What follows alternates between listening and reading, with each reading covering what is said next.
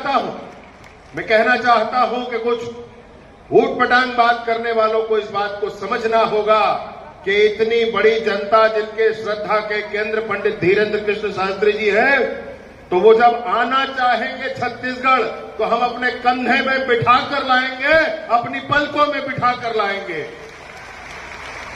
वे किसी को कोई संशय नहीं होना चाहिए। और जो कोई सोचने वाले हैं, जो ऐसा कहने वाले हैं, उनको हम सब की तरफ से, मैं अकेला क्या हूं, मैं कुछ नहीं हूं, हम सब जितने साथी यहां बैठे हैं, माताएं बहनें बैठी हैं, हमारे साथी बैठे हैं, उन सब की तरफ से स्पष्ट संदेश है कि करोड़ों करोड़ लाखों लाख छत्तीसगढ़ की जनता इस बात के लिए स्पष्टता है कि महाराज छत्तीसगढ़ में बार बार होना ही चाहिए, उनका आशीर्वाद हम सबको बार बार प्राप्त होना ही चाहिए, उनका मार्गदर्शन हम सबको बार बार प्राप्त होना ही चाहिए।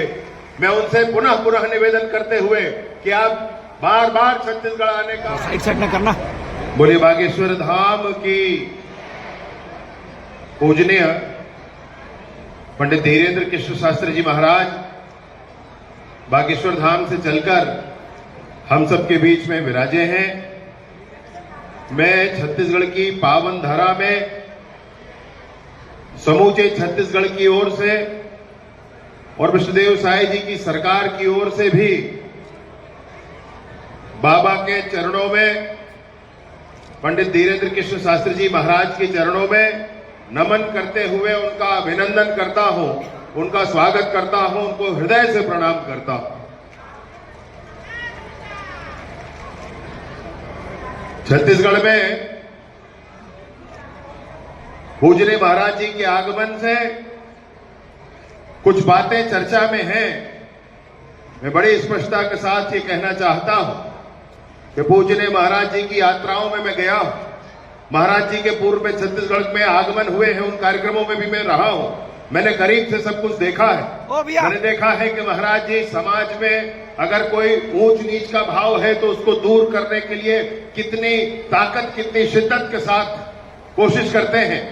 मैंने देखा है कि समाज में समरूपता आए, सब एक साथ मिलकर आगे बढ़े, हमारा समूचा देश आगे बढ़े, सनातनी मान बिंदु प्रतिष्ठित हो, इसके लिए महाराज जी प्राणपण से काम करते हैं।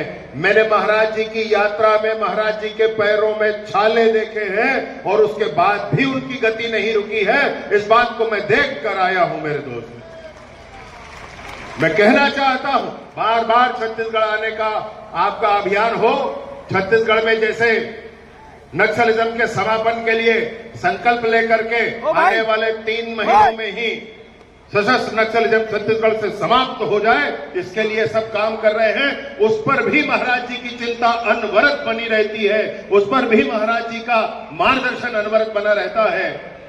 मैं उस अभियान के उपरांत भी पुनः महाराज जी का आगमन हो, इस प्रार्थना के साथ आप सबको प्रणाम करते हुए आज के कार्यक्रम में बड़े ही विशिष्ट लोग हम सबके बीच में विराजमान हैं। दीदी सरोज पांडे जी यही हैं और साथ ही साथ संतोष पांडे जी, सांसद राजनांदगांव से आदरणीय धर्मलाल कौशिक जी, ऐसे सारे महानुभाव आज के कार्यक्रम में उपस्थित हैं। सबको प्रणाम करते हुए पुनः बागेश्वर धाम के पावन चरणों में प्रणाम करते हुए अपनी बात समाप्त करता हूं। बहुत बहुत धन्यवाद। जय जय श्री राम, जय जय श्री राम। आज श्री राम, भिलाई 5 दिवसीय श्री हनुमान चालीसा पाठ पर जो कथा का रसपान हम सभी कर रहे हैं, इस कथा के 4 दिवस के भगवान हम सभी के बीच आ चुके हैं और आप सभी का अभिवादन करते हैं। आप सभी अपने स्थान से अभिनंदन करें। आइए हम सभी सर्वप्रथम बागेश्वर बालाजी की पावन आरती में चलेंगे। आरती के लिए मुख्य यजमान परिवार बहन सुश्री सरोज पांडे जी और हम सभी के बीच